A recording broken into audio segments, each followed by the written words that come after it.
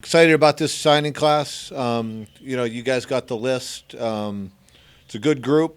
Our coaches worked hard at it. Our players worked hard at it with as far as with the official visits and hosting guys. It was a team effort, and it's pretty complete. We're still waiting. There's two more guys that'll be part of the class that we still will announce it as soon as all their paperwork's in. We're waiting on one piece of their paperwork to come in, so we can't list them until that comes in. But like I said, I thought we addressed some needs. We have a couple kids on campus now. Two guys on campus that joined us here for the winter semester, and Chris Durkin and DJ Smalls, and like I said, I thought we addressed some needs. We'll have a couple more. We just have a couple of scholarships still available, which we'll look at. Maybe even going into the junior class or junior college ranks in the spring, or maybe some transfers, that type of thing. But I thought we made our football team better. So I'll open up for any questions. Now that you're done with recruiting for the off season, what's moving forward next? Take a little bit of time off, which these coaches haven't had much time off. We'll take about a week. We'll take next week and relax a little bit, and then we kind of already put the self scout in motion, and then We're going to start spring ball. We're going to have 3 practices actually before spring break happens, and then we'll do 4 weeks, 3 practices a week for 4 weeks to finish it up. So. The players started their off-season program this week. We gave them a little bit of time off considering the length of the season, and they started this week. So back to the process. Coach, with the 3 or 4 local guys that you have on here and the preferred walk-ons from the area, did you notice maybe this year there was a lot of kids that you were after locally? Was this a talent-rich year in the Mahoning Valley for what your needs were?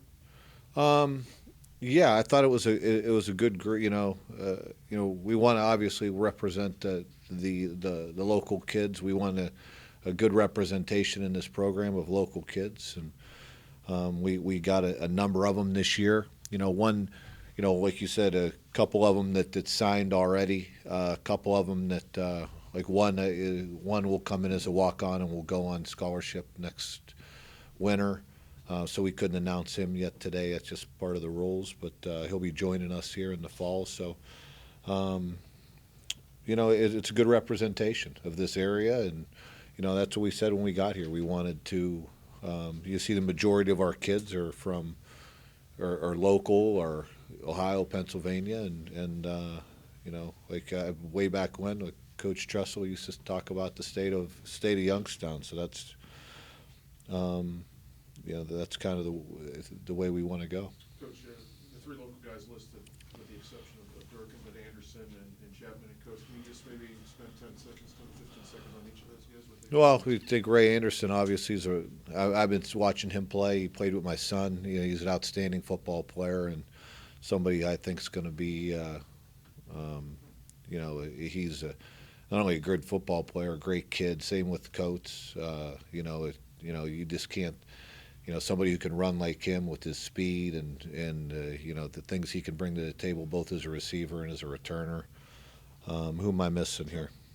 Oh, and Braxton Chapman, who I think so. We targeted him. The 2 running backs that we got. Chapman and Turner. Chapman being a Farrell kid, Turner being from Cincinnati LaSalle, were we targeted early on as our top 2 guys, and we were able to get both of them, so we feel real good about it. Durkin coming back as a tight end. Yes, getting Chris back here. He was a kid that way back when I was at Nebraska. I offered him as he wanted to play quarterback. With what we were doing quarterback wise, we thought he would outgrow it. Probably wasn't the style that we wanted at that time. Plus, we had a commitment, but. I knew Chris from back when he was at Ursuline. Outstanding football player, local kid, tough. They've moved him to tight end. He's a big kid, and he's very athletic. So he's a guy that I think we're really excited to have Chris part of our program. Coach, definitely seems like a lot of the focus is on the defensive side of the ball. You guys lost some major, players there. how much of an expectation do you have from some of these young guys to contribute in some way early on? Well, we'll see. I mean, I like the group we have coming back on defense, and we have some, a lot of kids. We have some experience coming back. We have some playmakers. We lost a couple guys in the secondary, but the experience our safeties got there at the end of the year, and then I think we have some good young talent that I think that we have a lot of confidence in, and really that's the same thing up front. Just can continue to add players to the mix. You're always going to lose some good players, and we like what I like the group we have. Even though you're only 2 years in, do you feel you're close to a point now where you don't have to rely on a lot of incoming recruits to contribute significantly? If they earn a spot, great, but you're not leaning on them? Yeah, I think that's kind of the way we looked at it. Is we're looking towards really just building depth on our football team and creating competition, and I think we did that. And like I said, I like the guys we have on campus. I think we've had a chance to work with them. We've been developing our guys, and I think the competition will be good. Right? You'll have 15 practices in the spring, and then you go into fall camp and see what happens, and see who's ready to earn playing time, and create a lot of good competition. And like I said, we'll be smart about it, but we'll probably add a couple guys here, in the spring or late spring, early summer, and spring ball will determine kind of whether we do that or whether we don't do that, or if we target somebody or a particular position. But right now it's about developing the young men we have here on campus. Coach, from a personal standpoint, you went through the recruiting process with your son on the other side. Was it everything you thought it would be? Yeah, unfortunately, I had a lot of experience with the recruiting process, and it's you go through it as a father. It's a little bit different, and I was able to give him a little bit different perspective, obviously, than what most parents can have. And in my son's case, he's a very focused kid. He's been around it himself. He knew what he was looking for, and came down to a couple schools that it was a very hard decision for him to make. And I think he made his particular decision for the right reasons. And I think that's always the case. Is you see, you have to make your decisions, and like I told him, and I tell all the recruits is when you look at it, you got to be ready. There is no right or wrong decision in the whole deal. It's up to you to make it the right decision by what you do when you get wherever you go. You're in control of that, nobody else. There's talk of another signing day in December if that all proves in. Will that help recruiting or hurt it, or what's your impressions, or you really not worried about it? Well, I think it'll help us here because it'll get certain guys out of the way. Our recruiting goes a little bit later than most, but Dana, you and I have talked in the past. I wish there wasn't a signing day. I don't understand. I never really understood the reasoning behind having one, other than people are going to make money on it. But to me, it's somebody makes a commitment, you make an offer, and sign that day. And but sometimes that falls on deaf ears. Sometimes some things in this world make too much sense for it to ever happen. So. But I think sometimes through this whole recruiting thing, you put how do you put it? You build up certain things that you in the long run, it's about everything that sometimes the coaches and what the universities, what you're trying to teach these kids, and then you have to de-recruit some of those things out of them. I don't even put on the TV anymore on signing day because I don't want to see a bunch of kids pull shirts on and put hats on and do all that type of stuff. And it's, to me, that's not what it's all about.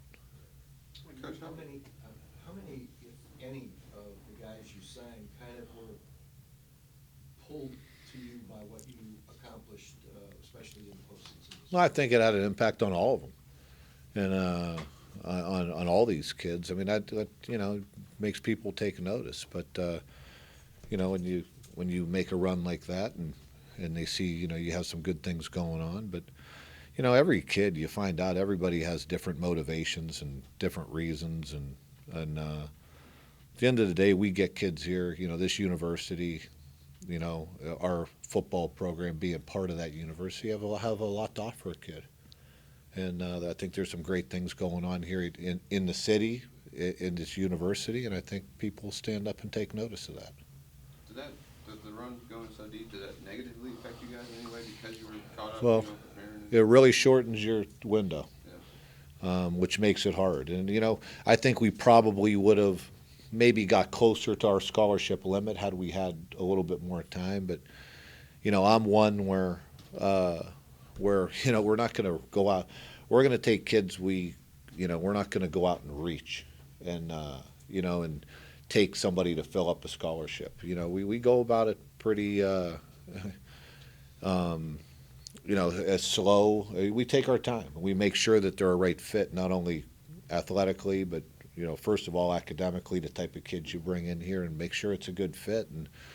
And that takes time. We are obviously a little bit shorter on time. Our coaches did a good job of staying on top of recruiting through the whole season, but it's more of a challenge when you only have really 3 weekends to bring kids in. It makes it a little bit more difficult. But that's part of the deal. I hope we're in this situation every year. You talked briefly about Miles. He's a kid who didn't play all 4 years football in high school, kind of picked it up late. What you saw from him? A really talented kid who's got a big frame, really athletic. I've had experience over the years with a lot of kids that got started late in football or were a basketball player.